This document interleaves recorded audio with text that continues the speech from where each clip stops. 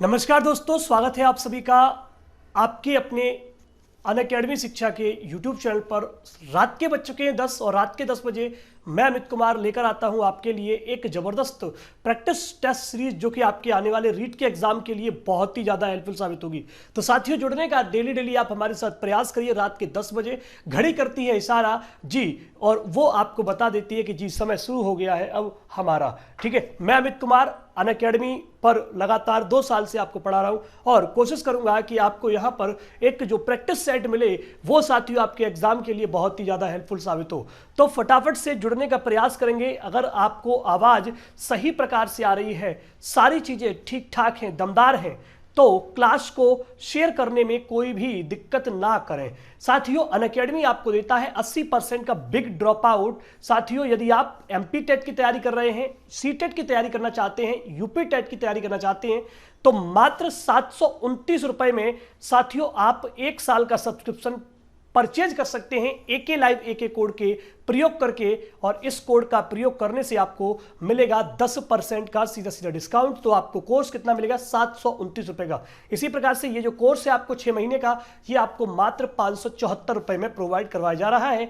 आप अनअकैडमी पर मुझे फॉलो कर सकते हैं, अमित कुमार नाम से सर्च करके आप फॉलो कर सकते हैं। क्लासेज वहां पर भी मेरी रहती हैं, तो आप वहां पर क्लासेस को ज्वाइन कर सकते हैं। कोड याद रखिएगा एके लाइव एके। साथ ही साथ एक सुपर टेट का यूपी टेट का बैच हमारा लॉन्च हो रहा है। सुपर टेट का बैच है ये, जो कि 15 तारीख से शुरू हो रहा है। 15 तारीख से तो आप सुपर टेट में अपने आप को इनरोल कर सकते हैं, जिसकी 1 साल की फीस मात्र 3645 रुपए है, जबकि 2 साल की फीस 4374 रुपए है। इसी प्रकार से साथियों, अगर आप जुड़ना चाहते हैं यूपी टेट के बैच कोर्स में, तो फिर आपको देना होगा मात्र 729 रुपए। कितना? मात्र 729 रुपए। और आपको हर सब्जेक्ट यहां पर मिल जाएगा इस कोर्स के अंतर्गत। यह कोर्स 22 सितंबर से शुरू हो रहा है। चलिए लाइक करिए, शेयर करिए। और पहला प्रश्न आपके सामने कि वकारस्य उच्चार स्थानम वर्तते, मतलब व का उच्चार स्थान क्या है? तो सूत्र आपने पढ़ा है वकारस्य दंतोष्ठम। क्या है साथियों? वकारस्य दंतोष्ठम। तो उत्तर होता है जी आपका ये वाला। लेकिन अब हमें याद होना चाहिए कि कंठ से कौन कौन से वर्ड बोले जाते हैं। तो अ, कु, ह, विसर्ज, यानी कि अ, कवर्ग, हवर्ड और विसर्ग का उच्चार स्थान आपका कंठ होता है। दंत के लिए लृतु लसा नाम दंता, और कंठोष्टम के लिए आपको याद होना चाहिए कि कंठोष्टम के लिए साथियों ओ और औ। क्या साथियों? ओ और औ। ठीक है, तो ये आपको तुरंत दिमाग में आने चाहिए। चलते हैं अगले प्रश्न पर कि महेश्वर सूत्रेषु अयस्य वर्णस्य द्विवारम उपदेश वर्तते। तो आपको बताना है कि 2 बार का उपदेश कहां मिलता है। तो सिंपल सा इसका बहुत ही बढ़िया आंसर जो होता है साथियों, वो आपका क्या होगा? फटाफट से आप सभी लोग लगाएंगे ह वर्ड का उपदेश साथियों 2 बार हमें मिलता है। ह, य, व, र, ट, और 1 बार साथियों ह, ल, यानी कि द्विवारम उपदेश। तो आपका ह वर्ड यहां पर आंसर हो जाता है। चलेंगे अगले पर। मैं पुस्तक लिखूंगा, मैं पुस्तक लिखूंगा। तो लिखूंगा देख करके भैया सीधी सी बात है, लिखित श्यामी हो जाएगा, लिखित श्यामी वाला उत्तर लगेगा। तो आपका देखते ही आंसर इसमें क्या हो जाता है भैया? दूसरा वाला, अहम पुस्तकम लिखिष्यामि। भाई लिखूंगा मतलब भविष्यकाल में जाऊंगा, और हमने पढ़ रखा है कि स्यति स्यत स्यंति स्यसि स्यत सत श्यामी श्याव श्याम। आप कहेंगे सर अलिखम क्यों नहीं किया? तो क्योंकि बेटा ये आपका भूतकाल के साथ आएगा। ठीक है, किसके साथ? भूतकाल। अगर मैं ये कहता मैं पुस्तक लिख चुका हूं या लिख ली है, तो हम लोग अलिखम लगा सकते थे। ठीक है, चलेंगे अगले पर। अशुद्ध वाक्यम अस्ति। अशुद्ध वाक्य कौन सा है? चोराद विवेति, ग्रामाद आयति, गुरुणा पठति और नगराद आगच्छति। देखिए यहां पर अगर आप देखेंगे गुरुणा पठति, गुरुणा पठति। देखो चोराद विवेति यानी कि जब भैया कोई चीज हमारी, किसी से हमें डर लगता है, चोर से डर लगता है, तो उसमें हम पंचमी लगाते हैं। तो ये शुद्ध वाक्य है। भाई गांव आता है या गांव से जाता है, तो भाई किसी चीज से वो क्या हो रहा है? दूर हो रहा है। तो जब हम दूर होते हैं किसी भी चीज से, तो आपकी क्या लगती है? पंचमी व्यक्ति लगती है। नगर से आता है या नगर को आता है, तो फिर क्या हो जाता है भाई? तो भी आपकी पंचमी लगती है। लेकिन जो हमारा ये है, क्या है साथियों? गुरुणा पठती। क्या है साथियों? गुरुणा पठती। तो गुरुणा पठती क्या है भाई? गलत है, क्योंकि भाई जब हम किसी से लगातार शिक्षा लेते हैं या पढ़ते हैं, तो वहां पर हम पंचमी व्यक्ति लगाते हैं। क्या लगाते हैं? पंचमी व्यक्ति लगाते हैं। ठीक है, चले चलेंगे अगले प्रश्न पर। अगला प्रश्न आपके सामने कि कक्षायाम पंच छात्रा सन्ति, मतलब कक्षा में 5 छात्र हैं। अयम प्रश्नान निर्माण कुरुतः, मतलब आप प्रश्न का निर्माण करिए। तो यहां पर आपके सामने समस्या क्या आ रही है कि कक्षा में 5 छात्र हैं, है ना। तो अब हम आपसे यह पूछ सकते हैं कि कितने छात्र हैं। भाई कितने छात्र के लिए हम कति शब्द का प्रयोग करते हैं। तो आपका कक्षायाम कति छात्रा सन्ति, आपका ए ऑप्शन बिल्कुल से करेक्ट हो जाता है, राइट हो जाता है। चलते हैं अगले प्रश्न पर कि शिक्षणम श्रेष्ठ विधि इत्यनो समुचित मेलनम नास्ति, मतलब आपको क्या बताना है कि शिक्षणम श्रेष्ठ विधि, शिक्षण की श्रेष्ठ विधि कौन सी है। तो व्याकरण आगमन निगमन विधि है, पद्य में दंडान विधि है, नाटक में समवाय विधि है और गद्य में उद्बोधन विधि है। ध्यान दीजिए अस्ति नहीं पूछा है, समुचित मेलम नास्ति, मतलब समुचित मेल नहीं है। तो आपको कुछ विधियां लिखाई गई होती हैं, जिसमें मैंने बताया था आपको कि व्याकरण विधि साथियों क्या होती है, आगमन निगमन विधि आपकी श्रेष्ठ होती है, पद्य में आपकी दंडान विधि होती है।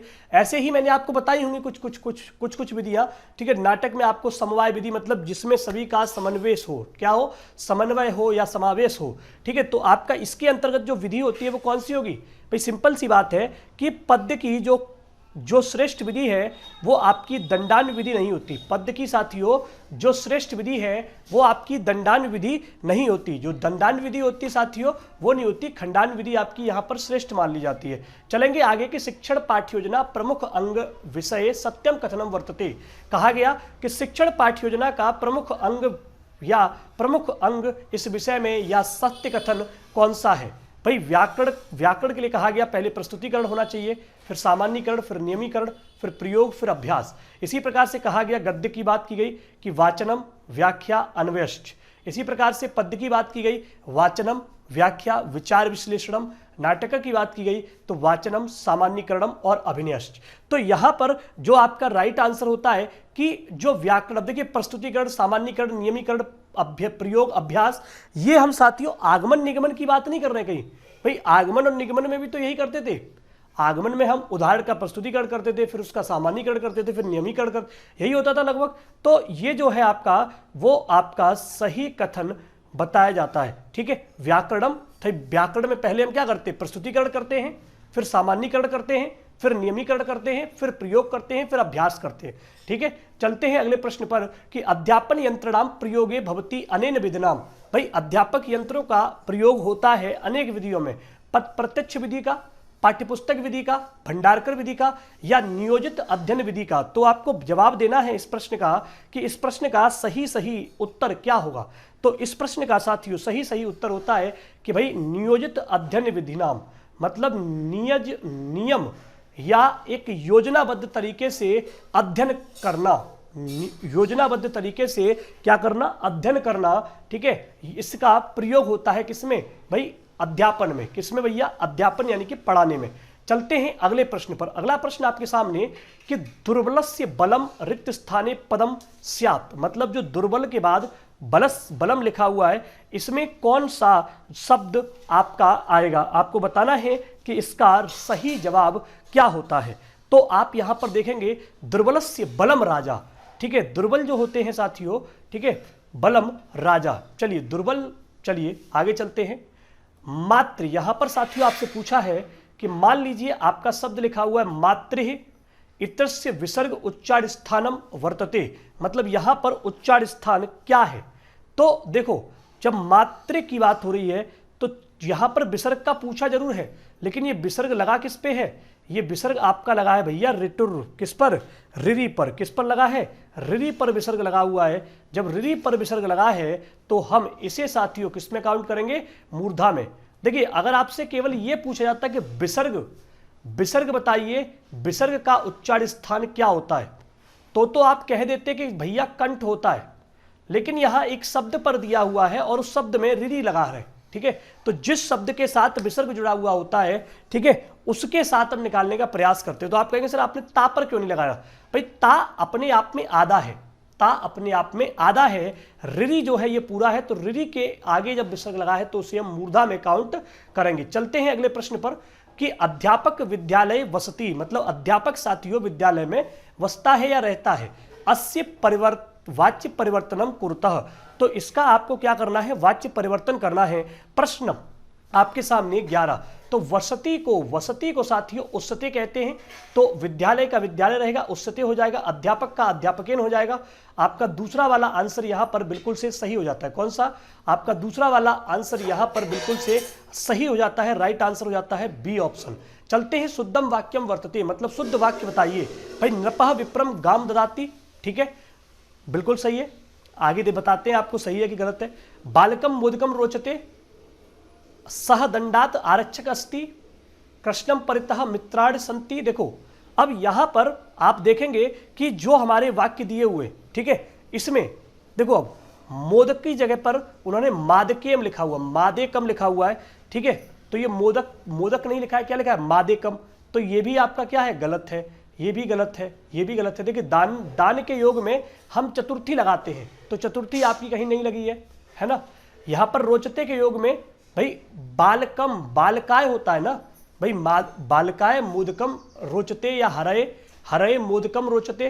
तो चतुर्थी व्यक्ति का प्रयोग इसमें भी नहीं किया गया है, ठीक है। इसी प्रकार से सह दंडात आरक्षक अस्ति, तो उसके लिए भैया उसमें लगाएंगे ना भाई, उसमें लगाओगे ना पंचमी। रक्षा के योग में पंचमी लगाते हैं, तो जो रक्षा करता है उसमें पंचमी लगाते हो ना। तो हमारा केवल एक ही आंसर यहां पर सही है, कृष्ण परितः मित्राणि संति। कृष्ण के चारों ओर मित्र हैं। क्या है? कृष्ण के चारों ओर मित्र हैं। चलेंगे अगले प्रश्न पर कि मोहन कानों से बहरा है। मोहन कानों से बहरा है भाई, कहा गया देखो अब जब कानों से बहरा है तो आप दोनों कानों से बहरा है, यानी कि कर्णभ्याम हो जाएगा। बिल्कुल सही बात है। कर्णभ्याम एक ही जगह पर दिया है, तो आप आंसर क्या लगा देंगे? A option. क्या लगा देंगे भाई? A option. एक ही हिंट दे रखा है कर्णाभ्याम, और एक ही हमारा सही है। मतलब कान दो होते ना, एक नहीं होता, ठीक है। एक कान होता तो मोहन कान से बहरा है, हो सकता है एक कान से बहरा हो, है ना। चलते हैं अगले प्रश्न पर कि अहम प्रातः 6 बजे उत्तिष्ठामि, मतलब 6:30 बजे की कहा है उत्तिष्ठानी। रिक्त स्थाने पदम स्यात्, सार्ध षड्वादने, सार्ध पंचवादने, सपाद भैया सवा होता है, पादोन पौने होता है, सार्ध साढ़े होता है, लेकिन 5 बजे की बात कर रहा है। यहां पर आपका ए ऑप्शन यहां पर क्या हो जाएगा? 14 का ए ऑप्शन बिल्कुल से राइट हो जाता है। चलते हैं जी अगले प्रश्न पर कि अस्मिन् सूत्रे अकारस्य इतस्य संज्ञा भवति। तो भैया आकार की जो संज्ञा होती है किसमें होती है? अ इ उड़, यानी कि लड़ में होती है, अ इ उड़ में होती है, हल में होती है और कपय में होती है। तो इस प्रश्न का जो सही जवाब होगा वो आपका क्या हो जाता है? लड़ हो जाता है। आपका एक ऑप्शन सही होगा। कौन सा भैया? आपका एक ऑप्शन बिल्कुल से सही हो जाएगा। चलते हैं अगले प्रश्न पर। मातृभाषाया प्रयोग निषिद्ध अत्र, मतलब मातृभाषा का प्रयोग निषिद्ध है। कहां पर भाई? प्रत्यक्ष विधि में, भंडारकर विधि में, आगमन विधि में, मौखिक विधि में। बिल्कुल जवाब सही है आपका कि प्रत्यक्ष विधि में। देखिए अभी भी लाइक की संख्या आप लोग नहीं बढ़ा रहे हैं। लाइक करिए वीडियो को लाइक करिए, शेयर करिए अपने मित्रों के साथ। जितनी ज़्यादा संख्या होगी उतने ज़्यादा आपको चीज़ें समझ में आएंगी और अच्छी बेहतरीन रेगुलरिटी से आपको क्लासेस मिलती रहेंगी। तो क्लास को आप शेयर करने की कंजूसी ना किया करें, शेयर प्लीज शेयर किया करें। उद्देश्य से समुचित मेलनम नास्ति, भाई आपका उद्देश्यों का सही मेल नहीं है। भाई कहा गया नाटक में संस्कार शिक्षण होता है, बिल्कुल सही बात है। पद्य में सौंदर्य की अनुभूति होती है, अनुवाद में भाषा का ज्ञान होता है, गद्य में कहा गया कि ग्रहण की अभिव्यक्ति होती है। तो आपको बताना है कि इस प्रश्न का सही जवाब क्या होगा। तो आप देखेंगे कि अनुवाद के अंतर्गत हम चीजों को भाषा का ज्ञान नहीं करते, ठीक है, हम चीजों को खुद के अवबोध करते हैं। अनुवाद के माध्यम से क्या होता है? चीजों को अवबोध किया जाता है, मतलब समझा जाता है, सीखा जाता है। तो आपका चौथा वाला ऑप्शन क्या हो जाएगा? यहाँ पर बिल्कुल से करेक्ट हो जाएगा चौथा वाला ऑप्शन। फटाफट से लगा लेंगे। चलते हैं अगले प्रश्न पर कि भाव विश्लेषणात्मक प्रश्न भवन्ति। भाई भाव विश्लेषणात्मक प्रश्न होते हैं, नाटक में होते हैं, पद्य में होते हैं, गद्य में होते हैं या पद्य नाटक में होते हैं। तो इसका सही जवाब क्या होगा? जो हमारा पद्य नाटक होता है ना, पद्य नाटक जिसमें पद्य भी हो और नाटक का भी वो हो, तो वहां पर साथियों भाव का विश्लेषण होता है, चीजों को समझना होता है। चलते हैं अगले प्रश्न पर कि व्याकरण शिक्षण से प्राचीन विधि नास्ति। व्याकरण शिक्षण की प्राचीन विधि नहीं है। भाई परायण विधि, सूत्र विधि, व्याख्या विधि और समवाय विधि। तो आपको बताना है प्रश्न नंबर 19। तो देखो अब व्याकरण शिक्षण की अगर आप देखेंगे तो समवाय विधि भैया किसकी है? ये तो नाटक के अंतर्गत आती है। ये किस किस का मेल है?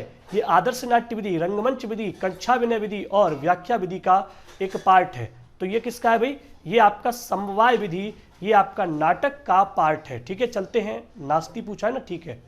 चलिए कहा गया पद्य शिक्षणे व्याकरणात्मक प्रश्न भवंती, पद्य शिक्षण में व्याकरणात्मक प्रश्न होते हैं भाई, दंडान्व खंडान्व भाष्य विधि और गीत नाट्य विधि। तो आपको इसका भी उत्तर बताया गया है कि दंड में आपका क्या होता है, प्रश्न होते हैं, खंड में आपके पद्य होता है, साहित्य होता है। तो आप लगाएंगे इसका उत्तर कि भैया इसका राइट आंसर आपका एक ऑप्शन हो जाता है, पद्य शिक्षण में व्याकरणात्मक जो प्रश्न होते हैं वे आपके दंडान्व किसके दंडान्व विधि के अंतर्गत पूछे जाते हैं। अस्मिन विधो दृष्टवा लेखनम भवति, इनमें से कौन सी विधि है जिसमें देख करके लेखन होता है, देख करके लेखन होता है, उस विधि को हम क्या कहते हैं। तो उस विधि को हमने कई बार आपको बताया होगा कि जैकपॉट विधि में हम चीजों को देख देख करके लिखने का प्रयास करते हैं। चलते हैं जी अगले प्रश्न पर। अगला प्रश्न, एसु प्रश्नेषु अंतिम प्रश्न समस्यात्मक भवतु, मतलब सिंपल सी बात कही है कि नीचे दिए गए ऑप्शंस में से अंतिम प्रश्न जो है क्या होता है कि वो समस्यात्मक होता है। तो ऐसा किस विधि के अंतर्गत होता है। प्रस्तावना प्रश्नेषु, प्रस्तावना प्रश्न के अंतर्गत, अन्वेषण प्रधान प्रश्नेषु मतलब खोज के अंतर्गत, गृहकार्य प्रश्नेषु और चरित्र चित्रण संबंध प्रश्नान्वेषु। तो इसका उत्तर क्या होगा कि भाई अंतिम प्रश्न जो समस्यात्मक होता है वो होता है आपका प्रस्तावना प्रश्न के अंतर्गत।